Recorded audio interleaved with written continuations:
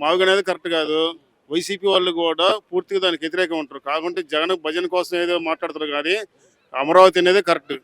అమరావతి అనేది ప్రపంచంలో నెంబర్ 1 స్థానం ఇది ఉండే కొద్ది 10 సంవత్సరాల తర్వాత ప్రపంచంలో నెంబర్ 1 అయింది. ఇప్పుడు ప్రస్తుతానికి ఏంటంటే అది ఇష్టం లేక జగన్ ఆ మాటలు చెబుతుంది కానీ అంతమించి ఏం లేదు. అమరావతి కరెక్ట్, మావుగా అనేది కరెక్ట్ కాదు. అది ఈ మావుగా అనేది చంద్రబాబు చేసే పనికి ఏంటంటే అతను వ్యతిరేకించాలనే ఉద్దేశంతో అతను ఏదో చెబుతుంది కానీ మావుగా అనేది కరెక్ట్ కాదు. ఏముంటది, మారితే మారుతారు, చేసేది ఏముంటది. ఇప్పుడు గవర్నమెంట్ వచ్చిన తర్వాత వాళ్ళ ఇష్టం. దాదాపుగా అవకాశం ఉండదు. పార్లమెంట్ లో బిల్లు చేశారు. వైసీపీ వచ్చిన తర్వాత మార్చాలన్నా కానీ పార్లమెంట్ లో మార్చాలి. పార్లమెంట్ లో మార్చాలన్నప్పుడు పార్లమెంట్ లో చట్టం వీళ్ళకి అనుకూలంగా ఉండాలి. అది పార్లమెంట్ లో ఉన్న సభ్యులు కానీ పార్టీ కానీ వైసీపీకి అనుకూలంగా ఉంటే అవకాశం ఉంటది, లేకపోతే అవకాశం ఉండదు. మారిపో అవకాశం కానీ డెవలప్ చేయడు. వైసీపీ వస్తే డెవలప్ చేయడు. మార్చే అవకాశం ఉంటే చేస్తారు.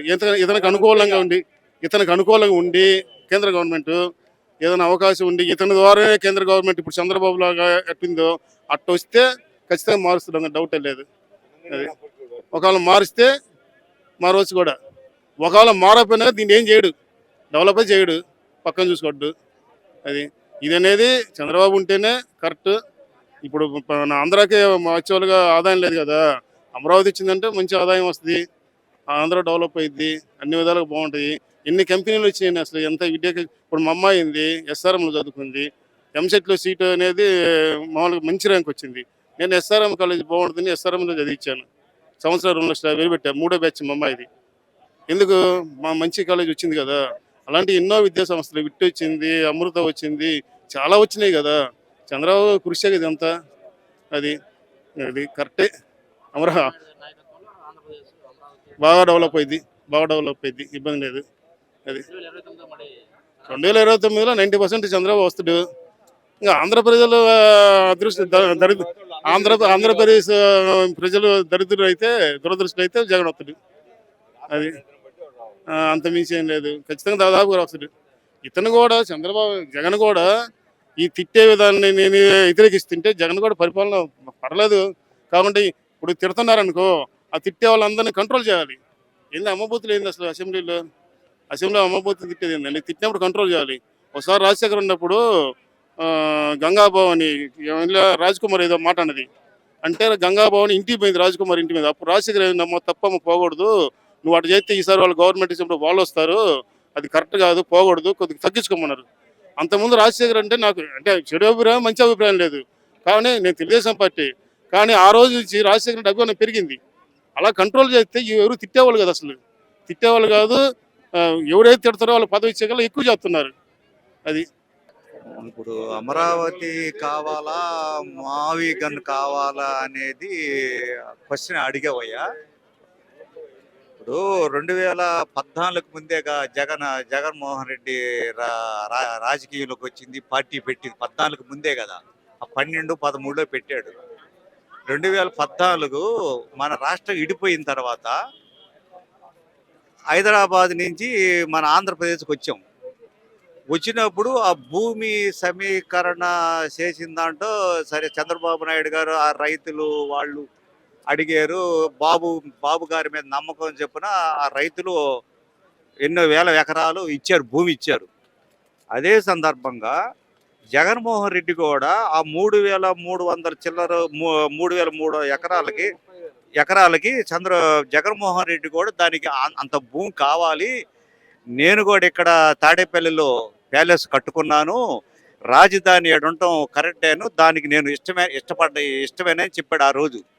చెప్పిన తర్వాత సరే ప్రజలు ఎవరికి వేయాల్సిన ఓటు వాళ్ళకి వేసారు, ఎవరికి వచ్చే సీట్లు వాళ్ళకి వచ్చినాయి.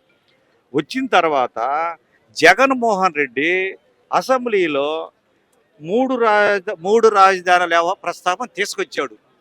అంతకుముందు ఆ మాట ఎందుకు చెప్పాడు, గెలిచిన తర్వాత ఈ పదం ఎందుకు మార్చాడు, ఫస్ట్ పాయింట్.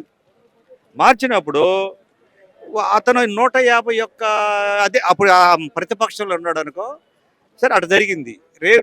నిన్న అధికారం వచ్చిన తర్వాత 2019లో జగన్మోహన్ రెడ్డికి అధికారం వచ్చిన తర్వాత ఇప్పుడు మూడు రాజధానులని మాటని ప్రస్తావించాడు. అంతకుముందు ఆ మాట ఎందుకు చెప్పాడు, ఇప్పుడు ఈ మాట ఎందుకు చెప్తున్నాడు.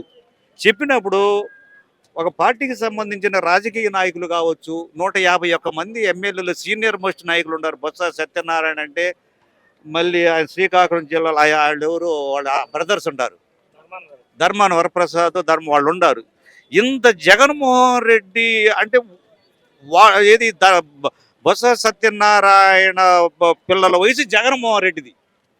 అలాంటి జగన్మోహన్ రెడ్డికి ఇలాంటి నాయకులు ఎలా పద్ధతి ఆయనకు అనుకూలంగా చెప్తున్నారు. ఆయన ఏది చెబితే అది చెబుతున్నారు. ఆయన ఏది అనముంటే వీళ్ళు అది చెబుతున్నారు. ఏంటి వీళ్ళ ఆలోచన ఏంటి అసలుకి అనే భావన. ఇప్పుడు నిన్న ఏబిఎన్ రాధాకృష్ణ లేదు చాలా ఈ లోపు చాలా అరాచకాలు జరిగినాయి. ఏది 2019-24 నుంచి ఇక్కడ శంకర విలాసులో ఒక ఆమె పేరు ఏం పేరు ఉందో ఒక లేడీస్, ఆమె వయసు 70 సంవత్సరాల వయసు. ఏదో ఇప్పుడు నాలాగా మాట్లాడారని ఆమె అర్ధరైతురే స్టేషన్కి తీసుకెళ్లారు. అక్కడ ఒక డాక్టర్ గారు మంచి డాక్టర్ మాస్క్ అడిగారని ఆయన చివరికి పిచ్చోడు చేసి నడి రోడ్డు మీద చేతులు పెడరెక్కలు ఎరగదీసి నడి రోడ్డు మీద కట్టేసి చివరికి పిచ్చోడు చేసి ఆయన బలిపశువు చేసి చచ్చిపోయాడు. మరి అచ్చెన్నాయుడిని అంతకుముందు ఎప్పుడు కూడా ఇలాంటి రాజకీయ కష్టాలు లేవు. అచ్చెన్నాయుడిని శ్రీకాకుళం జిల్లా నుంచి ఏడకు తీసుకొచ్చారు. ఉంటే రాజకీయ పరంగా చూడాలి కానీ ఇంకో రకంగా చూడకూడదు. జగన్మోహన్ రెడ్డి చేసిన ప్రతిదీ కక్ష సాధింపు వ్యవహారాలుగా మాకేం జగన్మోహన్ రెడ్డి అంటే ఆయనకి నాకేం విరోధాలు లేవు. ఆయన చేసిన పనితీరు గురించి చెప్తున్నాం మనం. ఇప్పుడు ఒక రకంగా జగన్మోహన్ రెడ్డి రాజశేఖర్ రెడ్డి 100 రెట్లు బెటరు. ఆయన ఇంత హింసాకాండంలో ఇంత రకంగా చేయలేదు. ఈయనకి ఎగిసిన కానించి కక్ష సాధింపు వ్యవహారాలు తెప్పితే అదొకటి. జగన్మోహన్ రెడ్డి గారికి పెద్ద యుగో ఉందండి. ఆ యుగో ఆయన చుట్టూరు వైఫైలా తిరిగిద్ది. ఆయన చుట్టూరు వైఫైలాగా తిరుగుతూ ఉంటుంది. ఆయనకి ఎవరు ఎదురు చెప్పకూడదు. ఆయన చెప్పిందే శాసనం, ఆయన చేసిందే ఇది. అసలు ఒక నాయకుడు అనే అతనికి నాకు తెలిసయ్యా అంత మనిషికి యుగో పనికిరాదు. అసలు నాయకుడికి యుగో పనికిరాదు. కక్ష సాధింపు ఉండకూడదు. నలుగురిని మన పక్కకు చేర్చుకునేటట్టు ఉండాలి కానీ నలుగురిని వదులుకునేటట్టు ఉండకూడదు. ఇప్పుడు నెల్లూరు జిల్లాలో ఏమిరెడ్డి ప్రభాకర్ రెడ్డి కుటుంబం అనేది అందరికీ తెలిసిన విషయమే. కోమడ వాళ్ళు ఉండారు. వీళ్ళందరినీ వదులుకోవడానికి కారణం ఏంటి? నాకు వీళ్ళు చేసిన తప్పేంది, వీళ్ళని ఎందుకు వదులుకున్నట్టు ఇలాంటి సన్నివేశాలు అంటే జగన్మోహన్ రెడ్డికి ఇగో నేను చెప్పినట్టే అంటే కేవలం అందువల్ల వీళ్ళందరూ పార్టీ మారారు. ఎప్పుడైతే జగన్మోహన్ రెడ్డి వీళ్ళందరూ నెల్లూరు జిల్లా వాళ్ళు కానీ కడప జిల్లాలో వాళ్ళు కానీ ఎప్పుడైతే పార్టీ మారారో అప్పుడే కూటమి ప్రభుత్వానికి బలం చేకూర్చుకుంది. జగన్మోహన్ రెడ్డి గారు నేను అనగా తెలుసుకోవాల్సింది ఏంటంటే రాబట్టుకోవాలి కానీ ఆయన యుగో వల్ల ఆయనకి దగ్గర లేకుండా వెళ్ళిపోతూ ఉన్నారు. అట్టేగా నిన్న ఏమూరి రాధాకృష్ణమూర్తి గారు చెప్పేదాంటో ఒకవేళ తేడా ఉండొచ్చు కానీ మీనింగ్గా అర్థం చేసుకుంటే అది చెప్పేగా ఇందాక బొత్స సత్యనారాయణ ధర్మాన వరప్రసాద్ పిల్లల వయసు గల్లోడు జగన్మోహన్ రెడ్డి ఆయన చెబుతుంటే వీళ్ళు ఎట్ట తలకాయ ఊపుతున్నారు. ఇప్పుడు మన కుటుంబ సభ్యుల్లోనే మనం ఒక తప్పు చేస్తే అన్న కానీ తమ్ముడు కానీ మనం అట్ట కాదు ఇట్టని చెప్పుకుంటామే. వీళ్ళు ఎందుకు చెప్పుకోలేకపోతున్నారు? మొన్నేమో అధికారం రాకముందేమో అమరావతికి మద్దతు పలికా, అధికారం వచ్చిన తర్వాత ఏమో 3 రాజధానులనే, ఇప్పుడేమో మావి గని అంటే ఈ నాయకుడిని నేనేమంటానంటే ఈ నాయకుడిని ఈ జగన్మోహన్ రెడ్డి నాయకుడిని వీళ్ళు ఆ పార్టీలో ఉన్న నాయకులు కొంతమంది నాయకులు బొత్స సత్యనారాయణ కావచ్చు, రాచమల్లి ప్రతాప్ రెడ్డి కావచ్చు, వగేరే నేను అనేది ఒకరని కాదు. ఎందుకు ఆయనకి ఈ రకంగా ఆయన ఏ పని చేస్తే ఆ పని కరెక్ట్ అని ఎట్ట చెప్పగలుగుతున్నారు? ఏది చేసినా రైట్ అంటున్నారు. వీళ్ళు నిజంగానే ఏది చేసినా రైట్ అన్నారంటే రాధాకృష్ణమూర్తి గారు అన్నదంటే నాకైతే తప్పు అనిపించలేదు. రాధాకృష్ణ గారేమో ఎన్నుమొక్కలేనన్నారు. నేనేమంటానంటే నరం లేని నాలుక ఏది చెప్పినా కూడా వీళ్ళు సరే అంటున్నారు. ఇది చాలా తప్పు. జగన్మోహన్ రెడ్డి గారు ఇప్పుడు కూడా తెలుసుకోవాల్సింది ఏంటంటే నాకు తెలిసి కూడా ఈ మావి గన్ని అని మూడు మొక్కలాటలు ఇవన్నీ జగన్మోహన్ రెడ్డి ఏమి చేయలేడండి. అసలు జగన్మోహన్ రెడ్డికి ఈ ప్లానే తెలీదు. ఇప్పుడు అమరావతి అసలు ఈ ప్లాన్లు ఈ మాట్లాడటమే జగన్మోహన్ రెడ్డికి తెలియదు.